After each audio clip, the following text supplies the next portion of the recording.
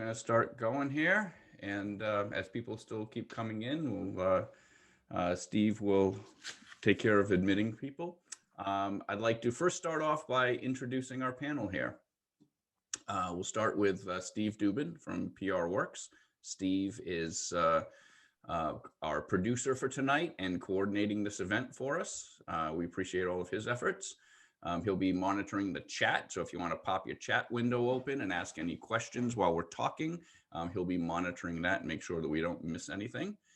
And I see some people already started popping in the chat. Awesome. Then we have on our panel from, I'm just going to go the order that are on my screen here. From Green Goddess Supply, our Chief Cannabis Officer, the original inventor of the armoire and home grow expert, Vincent Bitetti. Then we have Donald Demers from Buxton Hollow Farm. They're soil people. And then we have Dan, aka Full Duplex, founder of Mandalorian Genetics. And also with his breeder of award-winning autoflower strains. And he's also the founder of the Autoflower Network, autoflower.net, if I'm correct? Yes. Correct. All right. Today, we are going to kick off this webinar. It's the focus here, it's Home Grow 101.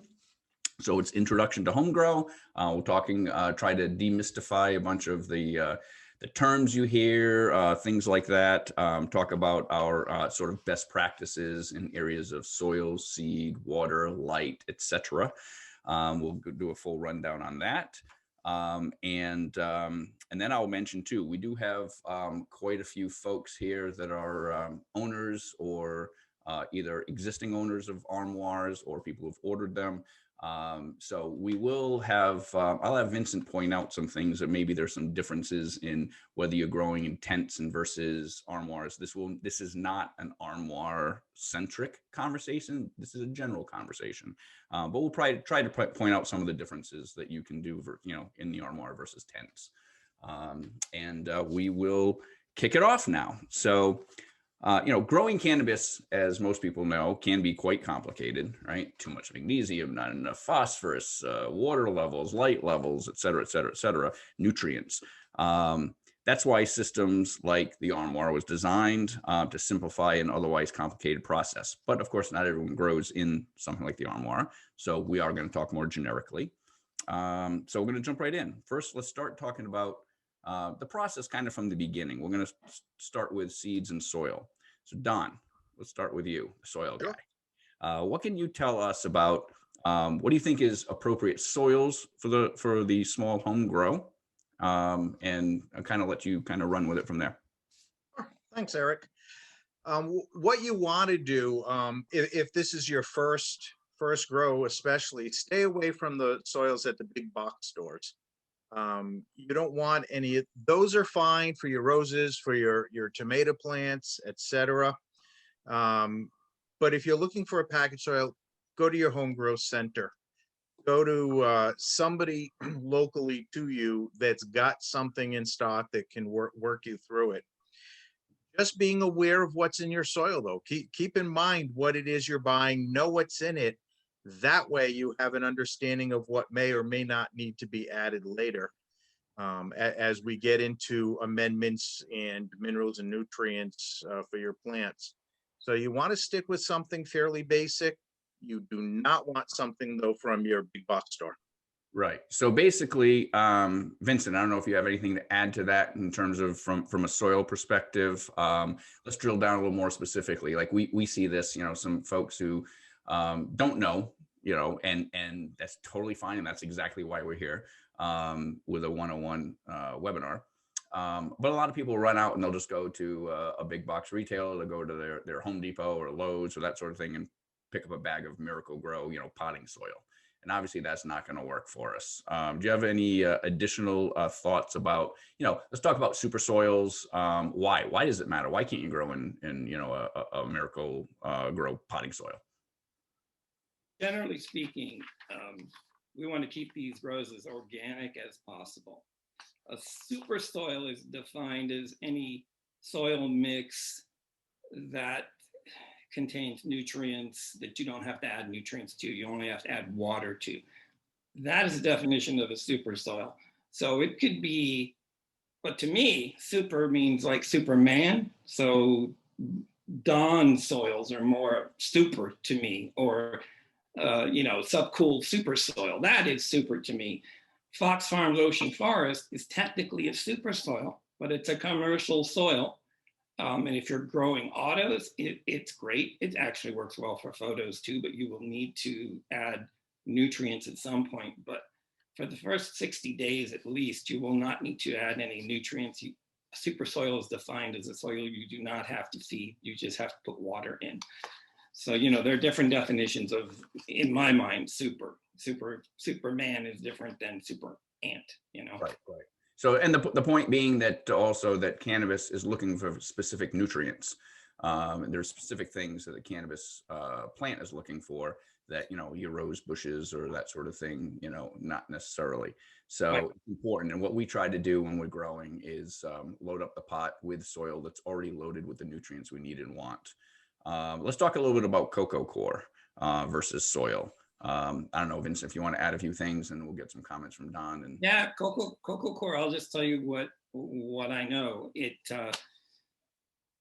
You can buy it, commercially made up already. It's typically 70% coconut husks that have been ground up or shredded, mixed with 30% perlite. But there's no food in those mixes. So whether you make it yourself or whether you buy it pre-mixed, there's no food in there. But cannabis likes it. It's a very good medium. But you really have to be pretty well versed in feeding and pH and all the issues. No matter if you're growing autos or photos, you kind of have to know a little bit about what's going on with coco coir.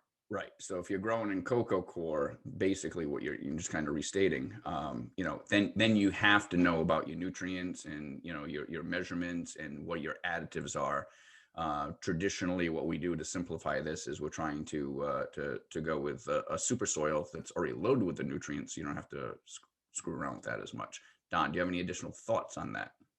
Yeah, I agree completely with what Vincent said. I like to see it utilized more as a 30-70, add it to your soils, use it in there. Keep your soils loose and friable. Make sure they've got, the roots have the air and the nutrients they need. That's where I like to see it used. Right. And one of the things is the roots need to breathe. They need to get to oxygen. We'll talk about this a little bit later too. So if you just have all dirt that once it gets wet, it packs down like cement, you can actually suffocate the plant. I mean, it can drown in too much water and not enough air. So that drainage is important. And that's where a fiber like coco coir and things like that can help, and perlite, and that's what that's used for. Dan, any last thoughts on soil? No, I have to agree with what the gentleman have said. Keeping the soil light, making sure your dissolved oxygen is there and you don't drown out the plant is a key factor. You see a lot of overwatering, especially with beginners. And remember to keep the pot light and airy, and it usually keeps the cannabis plant very happy and healthy. Excuse me. Right. Absolutely. So now let's talk about this for a second. So we had one question: are there differences in soil regarding indica versus sativa? And generally not so much in that, but I don't know, Vincent, if you have any specific thoughts about nutrients. The two questions we've had are, does the plant type, the indica versus sativa, matter? And another question was, if you're doing the Fox Farms, this was from an Armoire owner asking, do you need any other nutrients? We want to talk about that for a moment. Well, generally speaking, look, all of these species, the indicas, the sativas, even the cannabis rudularis, which is the kind of a major component of an autoflower, they all need, obviously they need nutrients, and but every strain is different. And so some strains will uptake more nitrogen faster than other strains. Some strains will use it up faster, and some strains will use up magnesium really fast, like minerals typically go first, nutrients follow. But if you have a cannabis specific soil mix that you have purchased or made from a good recipe. At some point, if you're growing photos and you're growing it in a 24-gallon pot, at some point in a 6-month, so you veg it for 3 months and you flower it for 3 months, you're going to need to add nutrients. If you're growing in a 5-gallon pot like this girl right here, this is a magic melon from Humboldt Seed Company. She's an autoflower, but she's 90 days. So she may deplete 1 or more nutrients in 60 days or 70 days, and I may have to add nutrients. But generally speaking, no, all cannabis is they're all looking for the same kind of nutrients, but they may use them up faster than other, what we have today, and Dan can speak to this, but we have a lot of mothers, brothers, cousins, inbred stuff going on. The cannabis of the early 70s that came from Jamaica, Panama, Mexico, those landrace strains, they're not really around today in the same kind of purity that they were then. And so, you have, I have one customer that buys seeds based on their names. So alien something, appeals to them. And I tell people all the time, beware free seeds and funny names. Right. And we'll come back. We'll talk a little bit about seeds in a minute, and I'm sure Dan will be able to expand upon that a little bit. And we'll touch on some of the other things that you mentioned. So Don, there are cloth pots, they're plastic pots. Why are cloth pots all the rage these days? And let's talk a little bit about the difference between the cloth and the plastic and why it matters. Sure.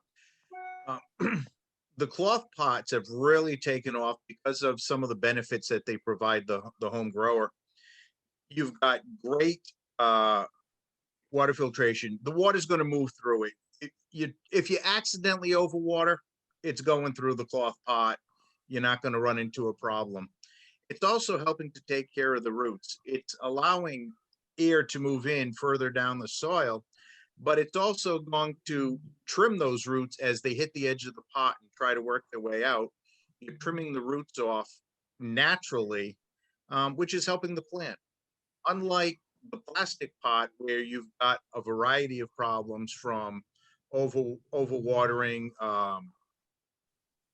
root bound, and you've also got to be careful if you're going out to your gardening shed and grabbing a pot and throwing something in it, because you don't know what has been in there, or you don't know what diseases that pot may be carrying, which is often the case, no matter what plant you're putting back in there. If it hasn't been cleaned properly, you're just better off staying away from them. Right. Okay, Dan, do you have any comments on pots? I do. I prefer cloth pots myself for those exact reasons that Don mentioned there. And the nice thing about them is you can buy sturdy enough ones that in between each grow, you can literally throw them in the washing machine. Then you don't have to worry about any kind of infections or any kind of pests being vectored into your next grow, especially if you're growing in like the armoire or a tent where it's a confined space. Once those things get in, it can be hard to get them out. So cloth pots, I think with the root trimming benefit and the ability to get the extra oxygen in, is the way to go. Vincent, any last questions or last thoughts on that? Just that I have seen people drown their plants in cloth pots.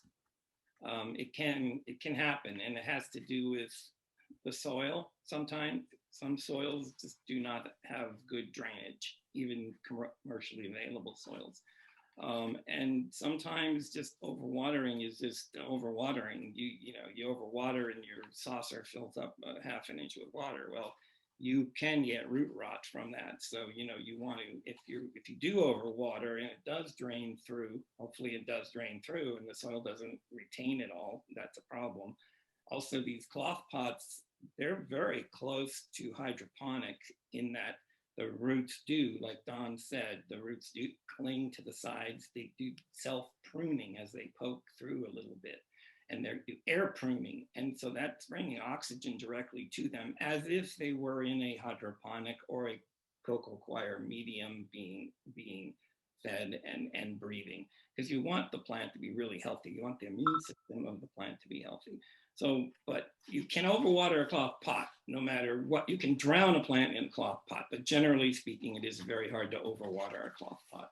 The cloth pot certainly gives you a lot more leeway to make it harder to. It's not completely idiot proof, but it, so to speak. But but it does give you a lot more leeway. We had a question before we jump on. We had a question about soil versus hydro and the advantages and the disadvantages. Vincent, you want to just talk on that for maybe 30 seconds? Well, I can say this, all the major commercial growers, they don't use hydroponics. They use soil. And they use soil for a reason. Cannabis basically tastes better grown in soil. That's its natural environment. Also with hydroponics, you have a lot of tubes and a lot of valves and a lot of things. And you have, reservoir tanks, and sometimes they get filled with algae, and sometimes the clogs happen. And it's just it's a more intensive maintenance. Hydroponics are great, but you really have to be dedicated to it, and they're generally better for smaller systems for sure. But Right. growing like a house plant. I mean, people kill their house plants all the time by overwatering them. But the point is, it's easier to grow a house plant than to try and teach somebody how to grow hydroponically. For sure. Yeah, hydroponic has its place, but it's definitely much more challenging for especially for a novice home grower. Trying to get all great in this industry. Yeah. Okay, great. So then we had a question, after harvesting an auto, is the soil completely spent or can you use it again for future grow? And generally speaking, I'll just answer that one really quick. If you've done it right, it depletes as the plant is growing, it's depleting the nutrients in the soil. So generally speaking, by the time you're done, you're using a fresh batch of soil. Generally speaking, you're pitching that and starting over with a fresh batch. Okay, so I just wanted to address that real quick. So, all right, we've got our soil. We get a super soil like a ocean forest, Fox Farms, or our own personal recipe. I know regionally there are different areas where, like if you're up north, Michigan made. If you're out in the West Coast, Recipe 420, I know Vincent loves that one. Fox Farm, Ocean Forest is a pretty decent baseline. You can pretty much get anywhere in the country because they're in national distribution. So pretty much every hydro store carries it. It's generally easier to get. You get it on Amazon.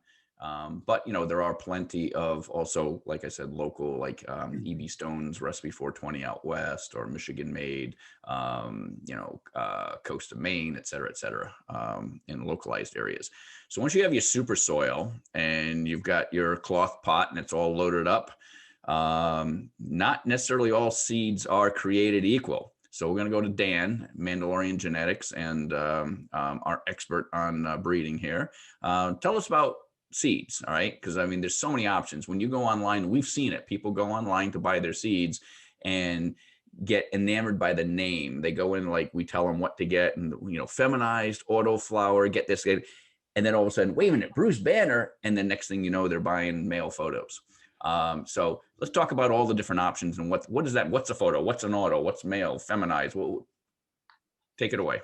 Sure. The quick and simple of it, we were talking earlier, there's several, well, I don't want to say species of cannabis, but there's varieties of cannabis. You've got the indica, the sativa, and then you have the ruderalis.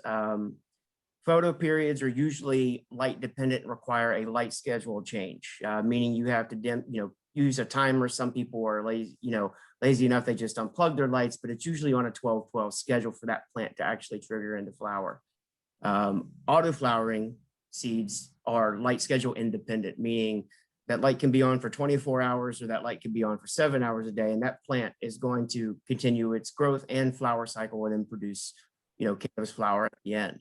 Now, in the mix of the two is the feminized male and female. So typically cannabis by nature comes as a male plant and a female plant. Breeders like myself have also introduced the feminization process as well. And this is done amongst other varieties of plants, not just cannabis, but the feminization process is actually making all of the resultant offspring female. So no matter how many seeds you plant, usually around 98 to 99% of those seeds will actually be female, and you don't have to remove that male from your crop. And some people may ask why the male is bad. If you don't want a seeded crop, you want to remove that male because it will pollinate everything in your grow room. Right, right. So basically, the males create the pollen to pollinate the females, and this is one of the things we talk about all the time with cannabis. Cannabis is really good at one thing, and that's procreating. And it's kind of like about all it really does, right? I mean, it comes up in the spring, it grows all year, getting ready to basically just grow. The females grow their flower, get pollinated by the males to grow seeds, so that it can fall and die and just come back up again in the spring. And so it goes. So obviously what we smoke in the bud is the female plant. We really don't have much use for the males outside of the breeding and so forth. But it's the females, and you don't want them pollinated by males, because then you start getting the seeds.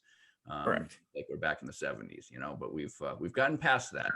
All right, now, when it comes to getting seeds, there can be some confusion between the brands, the genetics, brokers. Dan, can you tell us a little bit about seed banks versus breeders, the overlap? Yeah, absolutely. Sorry, I didn't mean to cut you off there, Eric. Sorry about that.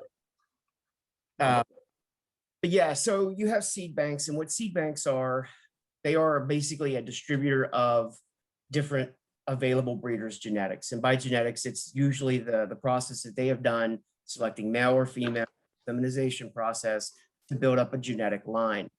Then you have independent brokers. A lot of guys do sell direct. You have the ability to source them out. Some of them are in Facebook groups. You can find them on Instagram. They usually tout the difference between the two. Seed banks do offer a wider variety of genetics, and to some people that can be overwhelming, like you were talking about earlier. One of the things that I would suggest is look for a reputable breeder. You'll see a lot of the information on your social media platforms on who is doing what breeders are doing what, and they do have a tendency to have decent marketing, so you can find them in the banks that will tell you where you can purchase the seeds, how you can get the seeds, and what you're looking for. You want to look for quality packaging and care. One of the things that I personally like to do is care from seed to harvest all the way into the packaging. And I think that just shows a little bit more of a thought out process for both the consumer and as well as the genetic line that it's behind. So when you're out there looking, it can be overwhelming, but a little bit of research and a Google search on something that may pique your interest will tell you whether or not, it's something you want to invest your money in, or if it's something you want to move a different direction from. Okay, so basically, when it comes to seeds, we have our photo seeds, photoperiodic. Those are typically your 5 to 7 month kind of, longer term grows, and you have to worry about the light cycles and things like that. The auto flowers are typically much faster. They're 60 to 90 days typically. And will just automatically, that's why they're called auto flowers. They automatically will flower on their own without worrying about light cycles. So it's simpler to manage. So you have your photos versus autos. And then basically, if you're breeding, then the males are helpful. But if you're just trying to home grow for personal use because you want to smoke it, you really just want feminized seeds, right? I mean,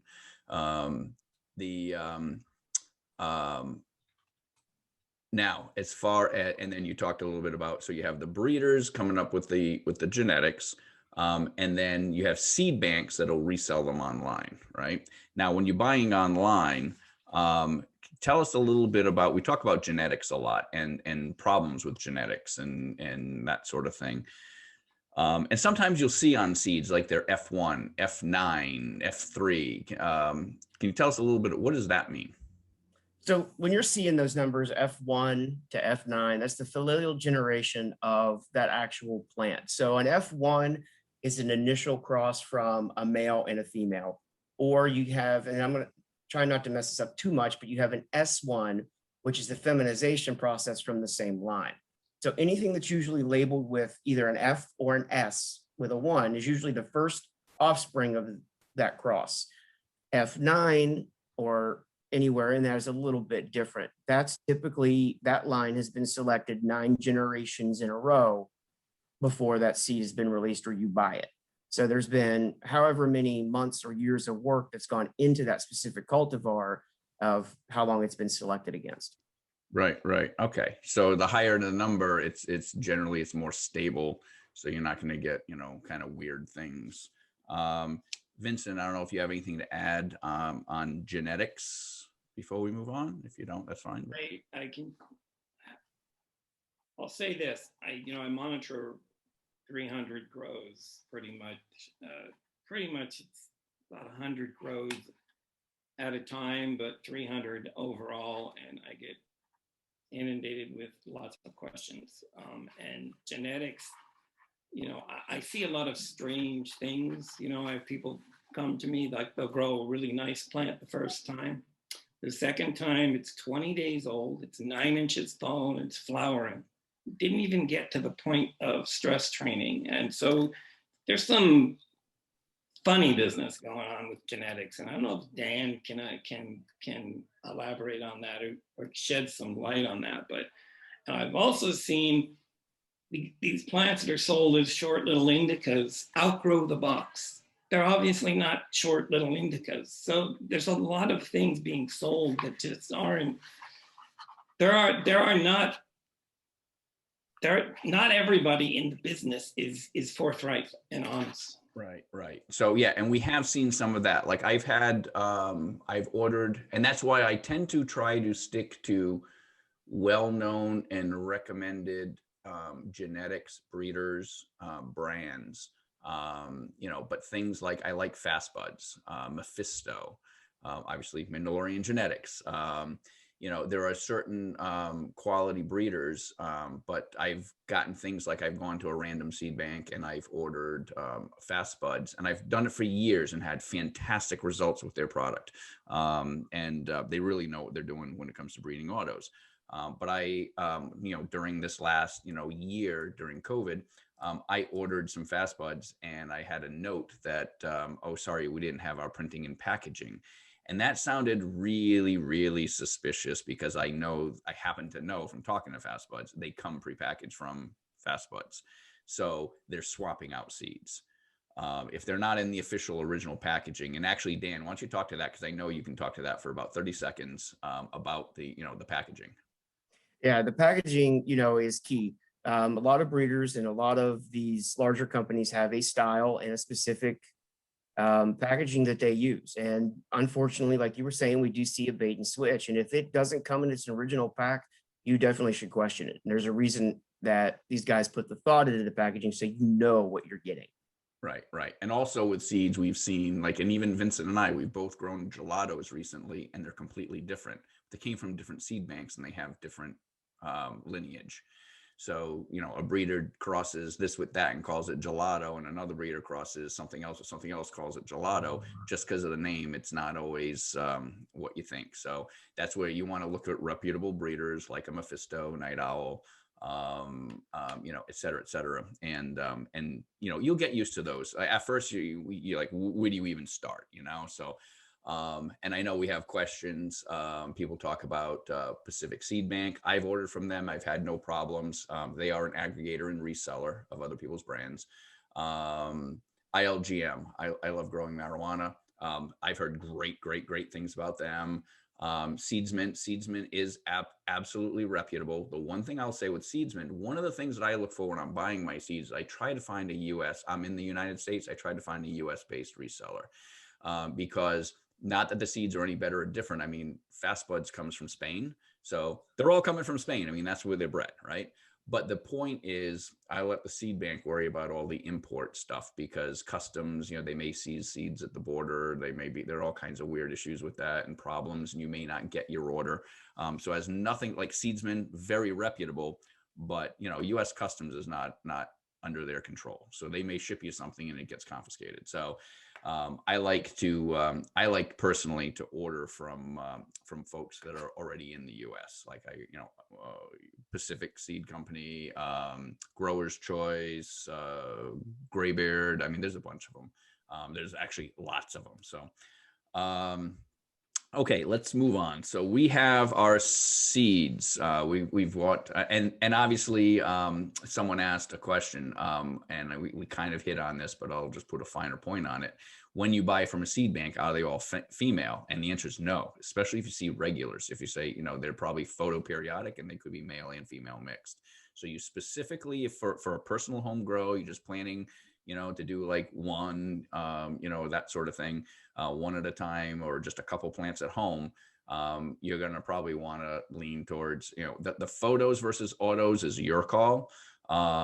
With the armoire, we usually tell people to stick to the auto flowers. But that's your call.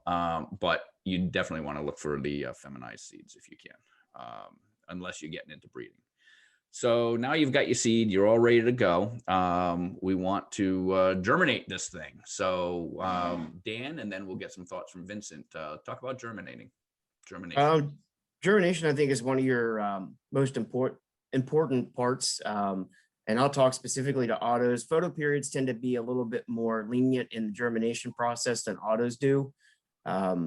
Your modern auto deals better with any kind of like potential root issues, but germinating directly in the pot or in the soil is the best recommended way that I enjoy doing it. I usually see 100% germination rates when I go direct to the soil, and it's usually about a pinky, like the length of your pinky nail deep pushed into the soil. I push it right into the soil with my pinky and then just cover that hole up. And that's worked the best for me for a very, very long time. Paper towel method is always a good way to, check indication and see that things are moving along. There are several different ways to do it. I don't think anyone's, better than the other, but I can tell you for personal experience, germinating direct to soil has always been the highest success rate for me. Right. Okay. Vincent, any thoughts on that? Well, all of the autos, I agree. Autos they're homebodies. And so they like to grow up and stay in the same home, be born, grow up in the same place. So in the soil is best. I have seen things, but what happens with photos and autos, when you're growing from seed, you have a taproot, which is different than buying 1,000 clones and growing from clones. Clones have no taproot. So taproot goes vertically down. Okay, clones have no taproot. So you get horizontal roots pretty much, mostly. And what I tell people when they're setting up their pot, and I do this with photos as well, grow them in bigger pots maybe, but soak the pot, okay?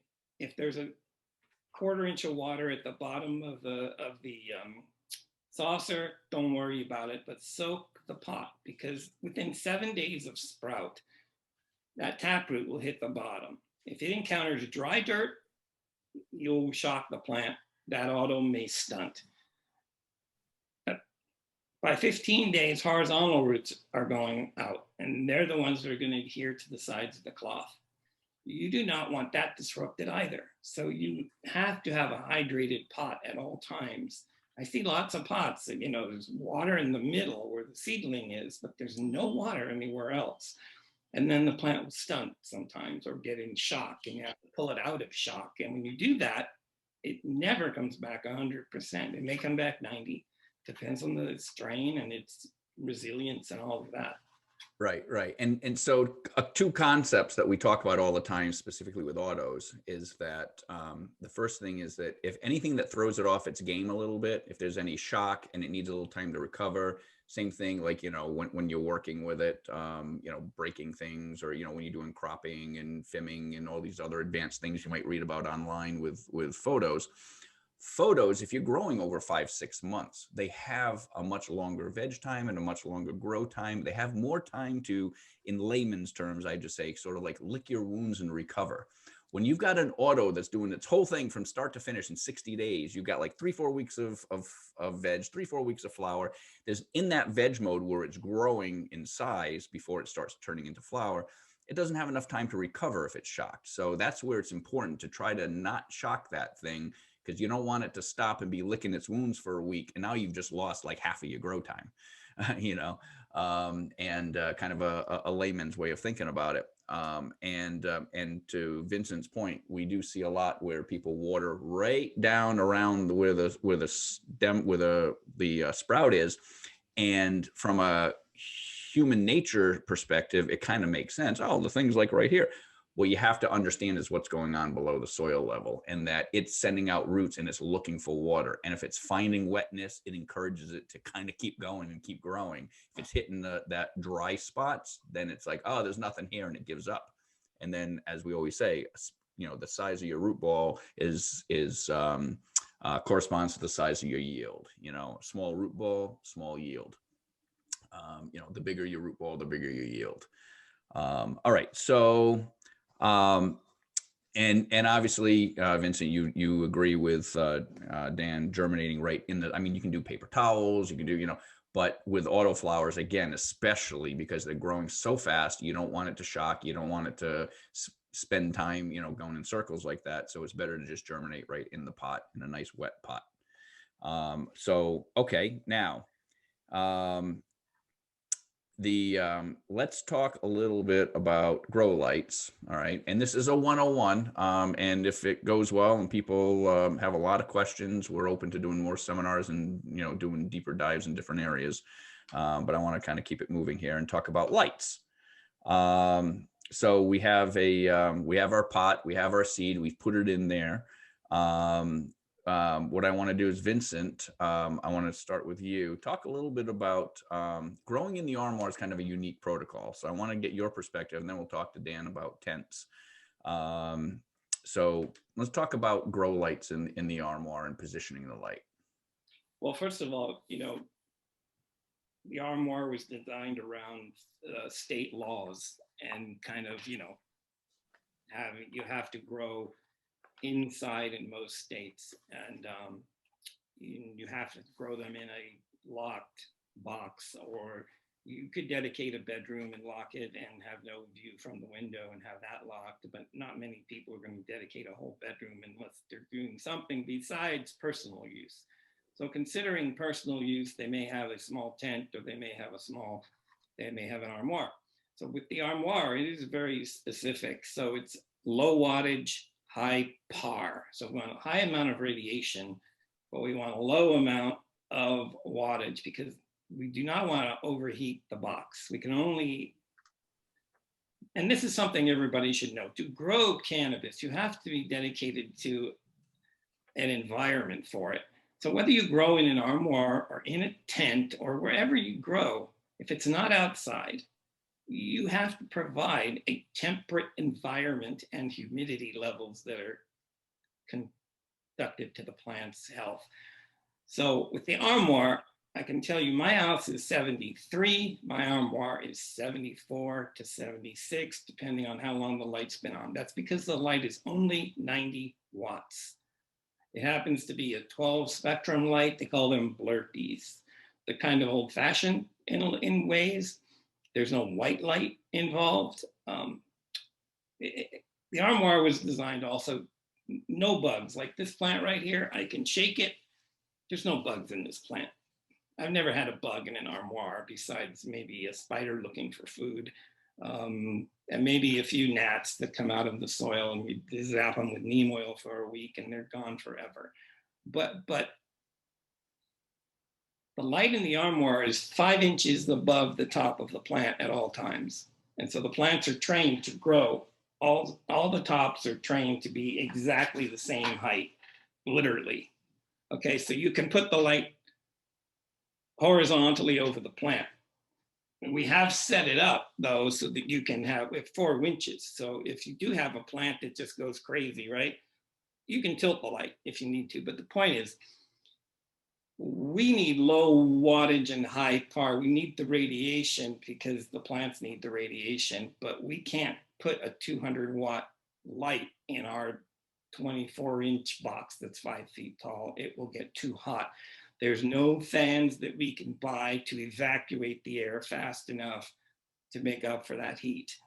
So, when you're growing, it's why a lot of people put tents in their garage, and they wonder, why do I have spider mites? And well, it's the middle of summer, it's 100 degrees out, your garage is probably 110. If you don't put an air conditioner out there, you're in trouble. So you are responsible for the temperate environment. So cannabis you can grow autoflowers from 68 degrees to about 79, but that rudularis gene is always present. So it's always going to be heat sensitive no matter what. Now, if you're growing, something that happens to have genetics that are from India, and those are dominant, you might get away with 80 degrees. But at some point, the plant is going to say, uncle, so the armoire is a little different, and we have the light very close to the plant, 5 inches from Right. the canopy. And we get that. We get comments in open forums, non-armoire specific, which is general, like Reddit or whatever. People see certain pictures and be like, dude, your light's too close to your plant. And it's like, well, it's You designed can put for your that. hand on the bottom of our light, and the light is literally cool or Cool, lukewarm. Right. So now, Dan, do you have anything to add about? Now you're growing intense. You're not growing in the armoire, obviously. So what's your rule of thumb?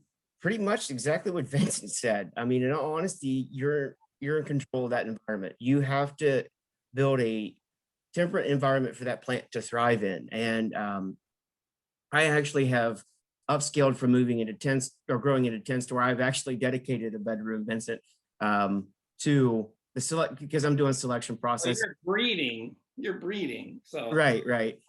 And I have found that with more stable cultivars and stuff, and LED technology has really ramped up with the par, and you have the ability where I have got 90-watt lights up to 600-watt lights to where you can park those LEDs 3 to 6 inches. I even have a few 600-watt lights that are built properly to space, that close above that plant.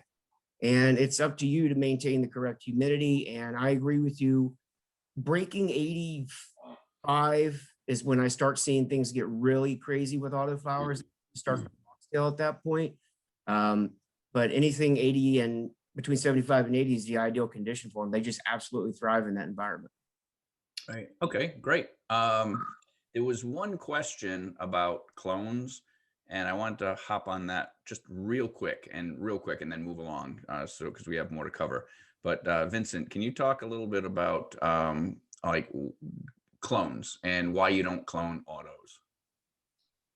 if you were to clone an auto, okay, let's say you had a 60-day auto, hypothetically, you had 30 days of veg and 30 days of flower, and you clone that plant at 28 days before it's flowered. I would clone this at 3-4 inches.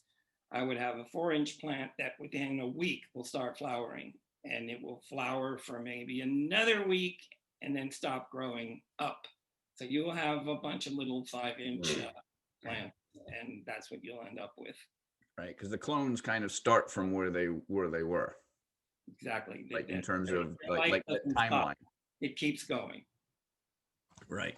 So it's not when you get that clone you bury, it's not day one anymore. It already thinks it's a week or whatever along.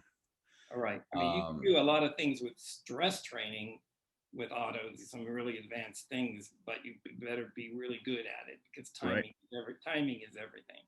Right. So let's, we talked a little bit about, you were talking about the environment, and we had a question that feathers right in with where I was going to go next. We're talking about temperatures, heat stress, talk about humidity and CO2 with autos, because autos are a little different than photos.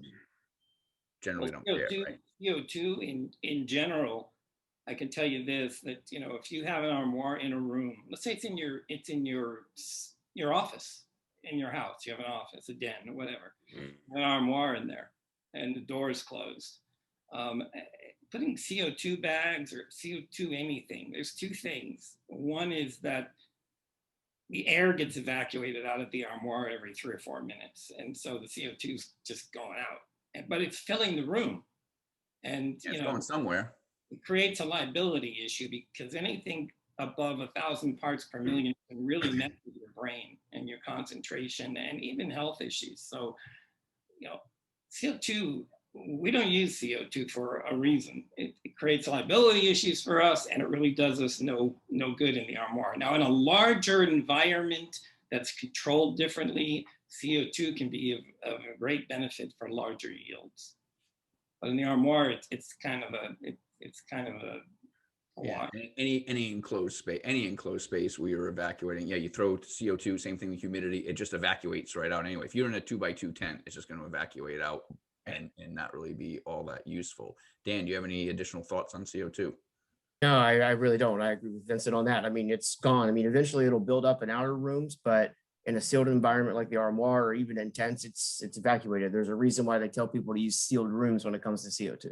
Right, exactly. So, we don't generally recommend people getting, going to a hydro store, getting CO2 bags and sticking them in a small tent or in a unit like the Armoire. All right. So now let's talk about, we have our sprout. Vincent, tell me about there's sort of 4 stages of plant development. Why don't you hit on Well, that real quick and talk to about that? me, you have a sprout, you then have a seedling, and then you have a baby plant. So a seedling is just a larger sprout, but a baby plant is when you've gone to 3 serrated leaves and you can see the 5 about coming out. That's a larger plant. That's a baby plant. And from there, you get to the plant stage. So at 15 days approximately, you have a baby plant. So these water meters, they don't really work well in the first 15 or 20 days. And in general, I tell people, glance at the water meter, look at the plant, because it's all about the plant, not the water meter. But water meters are very useful, but you know what I'm saying. Right. So yeah, and obviously you can see things like when it's overwatered, they're drooping, and then when they're watered properly, like sometimes I'll look at them, I see my plants drooping a little bit, I'll skip a day. I come back the next day, and then they're, for lack of a better word, they're erect, like the leaves are like this. My bag right here weighs nothing and you can see she's drooping a little because I'm doing a wet dry cycle, and we can talk about that too. But she's in the dry cycle right now. That's why she's a little drooped and not so erect. But some cultivars are very elegant, like blueberries. They'll have a really elegant kind of look to them. They won't be like this, but they will have an elegant kind of shape, but it's an on purpose shape. You know what I mean? Right. And so there's a lot. If you look at a lot of cannabis leaf formations, there's a lot of things going on with different cultivars, and a lot of different serrations, a lot of different patterns in the growth and the amount of erectness. Photos are probably more erect than autos in general. Dan, do you have any thoughts on watering? No, I pay attention to the plant, read the plant, like Vincent was saying, if you notice it's drooping, check the weight of your pot too. One thing I suggest is, like, when you water through the first time to germinate, feel how heavy that pot is. And then that'll give you an idea when it's fully watered versus, pick it up when it feels kind of dry and drooping. You can get a good handle on it's time to water or not. Right. And I tell all our people too. I mean, I tell people, look, you go through your first one, you'll get used to it. You'll start to figure it out. The first plant, even the first 2, it's a learning experience. And then, but you get a feel for it. After you've been through a certain couple of cycles, you start to understand what normal looks like. And then go from there. Don, do you have any thoughts on watering? No, other than like Dan and Vincent were saying, it's part of it's just keep in mind it's a plant, and treat it as such. Be aware that it's going to fluctuate like anything else. And as you move on in your growing, you're learning, and you'll learn each and every plant. You'll know more and more and more. Okay. Yeah. Agreed. Okay. So now let's talk a little bit about LST, low stress training. Usually at about 3 weeks or so on an auto. But there are many stress training techniques, and we'll get some input from our panelists here. Vincent, you want to give a few thoughts? When we developed the Armoire, we assumed most of the customers would be first timers or beginners. And so stress training autos, there's a lot of advanced techniques. There's something called a manifold, there's something called mainlining, there's a bunch of things, but we stress train him without cropping. So we do not want to freak the plant out. And so we stress train differently maybe than some people would go online and see, oh yeah, you can just crop them just like photos, but you can't. You can, but you can't. I mean, timing is a thing. It's a key thing. Like, this is a 90-day plant. I could probably crop this plant without problem. But I didn't. I did low stress training without cropping, and I got the desired. I have 20 tops on this plant, and that's plenty. So we stress train without cropping. And so what stress training does is it shocks the plant, but in a good way. The plant says to itself, wow, the wind is blowing really hard, or something's going on up there, and I got to send more growth hormones up there. And so that's what it does. You bend everything, and the plants are very pliable until they start to flower. Once they start to flower, the stems start to get stiffer. And so you get to a point, and I've had some plants outgrow the box, and people never call me until then. And it's just started to flower, and we have to bend them. Some of them break, some of them snap. We tape them up. 99% of them survive.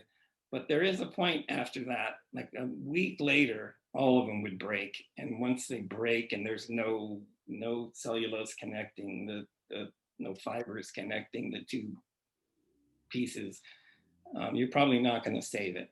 So it's really important to try and get your stress training done prior to flowering, and to do it without cropping, so that you don't have to worry about the timing of the cropping. Because if you crop it at the wrong time, it will stunt the plant or literally kill the plant. And if you do it without cropping, it will just force more growth hormones to the plant, and you will get more tops that way. It's just a different means to an end. You may not get quite the amazing yield, like you may get 4 or 5 ounces doing it our simple way, and you may get 8 ounces doing it if you mainline it. But if you're going to mainline it, do a lot of research. It's a lot of work. It's not something easily taught over Zoom. Right. Yeah. So it's kind of like good, better, best, and you can just do nothing. If you do nothing, you'll probably get a tall, spindly Christmas tree type thing, like go straight up. With a little bit of stress training, the goal is you pull it open, and then more tops grow up and fill in the light, and you create more of a bush and fill that space that you have in your tent or armoire or whatever, and fill that space instead of just going vertical. You end up getting a lot more tops and a lot more yield. And typically we had a question, how long do you stress train for? So really it's more like stress training is something is a process you do, and then it just stays that way for the rest of the plant's life. So what you do is you pull it open, you put stakes in at like a 45-degree angle, pull the plant back, tie the stems down, and then it just stays like that forever, for the rest of life. Because then more tops will create and grow up in the middle. And you just leave it that way. It's not something you do for like a week or 2 or a day and then let go. It's once you've pinned that thing open, you leave it. But there are some exceptions. If the plant starts to get, beyond your 2 foot, 2.5 foot bamboo stakes, you have to think about additional training, because if the plant's going to get up to the light, you want to kind of control that. Right. But that's rare. It's rare. Right. And there are times even with mine where I'll put my stakes in a fifth and I'll tie the plant down, but then a couple of weeks later, what happens is it starts growing back up again towards the light, and I'll have to pull it back down again and tie it down again, so sometimes there is some of that. I encourage everyone to keep their tops the same height. And if they're having a problem, just bring it down, and don't even have to bend it. And plant by plant, sometimes you want a 45-degree angle with bamboo. Sometimes you want a 20-degree angle. It's really plant centric training. Yeah, you get used to it after a while from watching. You get a feel for it. Dan, do you have anything to add on stress training techniques? Do anything a little different, or what are your thoughts? I think if somebody's going to look into stress training and they feel they've reached that point of their growing, I think they should look for the longer cultivars like Vincent is growing that the breeder recommends, that are 75, 80, and 90 days. Give yourself a little bit more time of recovery and for that actual training to work out in your benefit and create the bigger yield. Yeah, I think that's why we're seeing a lot smaller plants. They're 60-day strains. Right. And they don't get big enough. Right. Don, if you have any thoughts on that. I know you're not as much on the grow side, so but No, right. Fair enough. I'll leave it to those guys. Yeah, fair enough. All right. No, good stuff. So typically, when do you start stress training? So, and someone asked the question, when do you start? And does a plant have to be a certain size? So basically, it has to be big enough that you can work with it. So usually, like with an auto, we'll say at about 3 weeks, you want to catch this window where it's big enough to work with, but not to the point where it's starting to go into flower yet, because that's when it starts getting stiff. And then you move and you're just snapping, twigs. So you want it pliable, like it's still in veg, but big enough to work with. So with an auto, usually at around 3 weeks. Photos go a little longer because the veg goes longer, so you can wait a little longer. But if you're doing autos for a personal home grow, usually around 3 weeks. But it's basically, you kind of eyeball it. You don't want it to be flowering yet. It makes it a lot more difficult for the stems start getting stiff. Okay, so now let's talk a little bit about lights. We just have a few minutes here, so our last few minutes we'll jump into this. And then if people do like the way that this has gone, we're happy to do more seminars, jump in deeper dives in specific areas, because there's drying, there's curing, there's all kinds of things to talk about. And this was a 101. We talked at a surface level. So obviously we can go a lot deeper into the weeds on each particular category. We could have a whole 1 hour session just about soils and nematodes and pest management. And oh boy.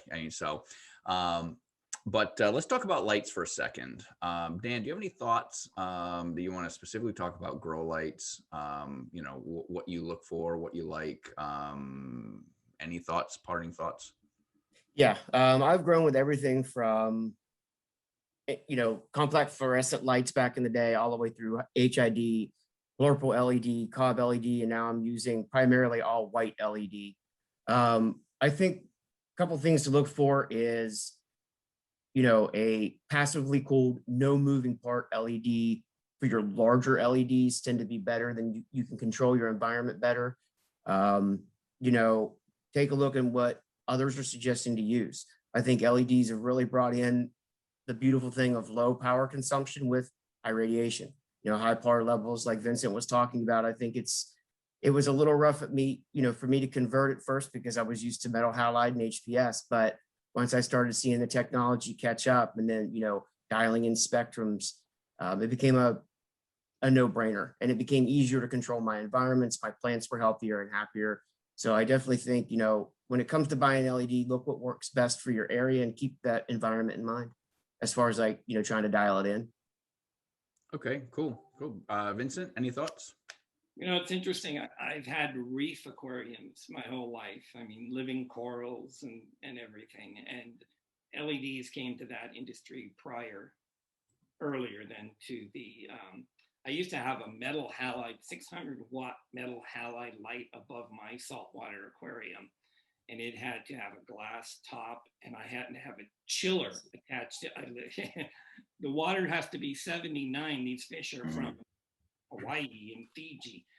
So I had to put a chiller on the aquarium to keep it at 79 because the metal halides would heat up the water so fast. But that's what the corals needed. But then when LEDs came out, they started marketing them to the aquarium trade. The corals are very much like cannabis in their needs of lighting. It's very striking, the similarities. I have a graveyard of lights here.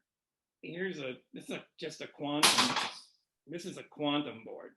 Okay, so it's very thin on top. There's your power and your heat dissipator, your heat sink. These things get very, very hot. So finding one for the armoire is very hard. There are some other lights, and the technology is always changing. Here's an interesting LED light that actually has the timer built into it. You can choose 18 hours, 16 hours, or 12 hours. You don't have to have a timer with this light. But this light, as soon as I hit the bloom switch, I can't touch this light. It's so hot. It's unbelievable. So this light, my graveyard of lights is getting bigger. So you got to be very careful with lights. Right. Absolutely. We're building armoires now, and we have not chose the light yet. We are working with a light manufacturer. I'm trying to make the unicorn light. And what I've come down to is high quality LEDs, a couple of cob lights, which are kind of like metal halides, only smaller. They're gang groups of one specific type of LED chip, and knobs instead of switches, so you can change the intensity of the veg and the bloom in case, you know, one variety might be able to take more than another, radiation or heat or whatever. So I'm trying to get a light, kind of, I call it the unicorn light. I finally found someone to build me one instead of having to use off the shelf lights that we just modify, you know, the nanometers or whatever, you know. All right. Good. Thank you. Not trying to rush along, but we've hit 7 o'clock. I know we had some more questions, but we will wrap up. It looks like we've gotten some pretty good feedback from folks in the chat window that there are a lot more questions. People like the seminar and would like to do more. And we're very happy to do more, get together and do a deeper dive. The last question, and then we'll wrap up here. Someone asked about drying in the armoire. We'll just answer really quickly yes, it is true that someone asked a question. They asked about drying, and that you know, research can show that you know, people suggest about 10 days to dry. Obviously, it depends on your drying methods, mechanisms. You know, the going a little slower and cooler is better.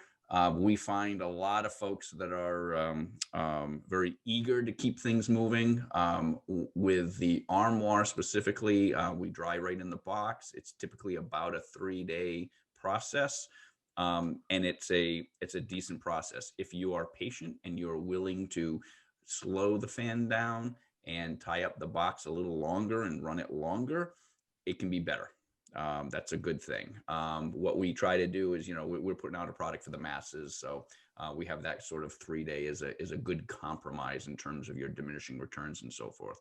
If you're willing to let it run for a week in lower mode, it's a good thing. That is a good thing. All right, so we're going to wrap up here. It is 7 o'clock. We thank everybody for coming.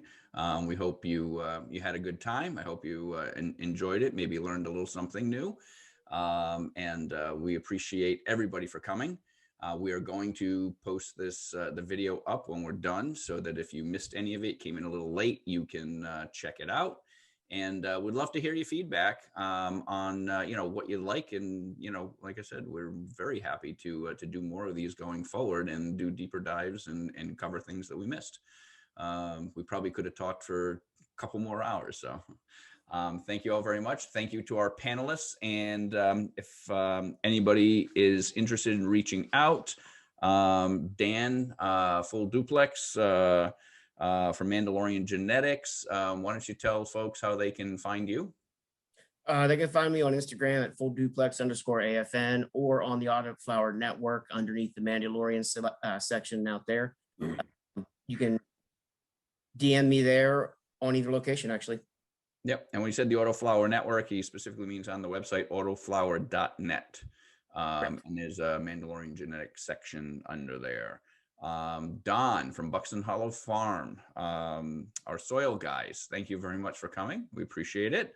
Why don't you tell folks how they can find you and check out your soil products and amendments? Sure. We're at Buxton Hollow Farm. So that's BUXTON Hollow Farm .com. All of my contact information is there. And through April 2nd, if you were part of this, we'll give you a 15% discount. It's Spring21 is the code, all capital letters. Spring21, give you 15% off. Good deal. All right. Thank you. And Vincent, how can folks reach you?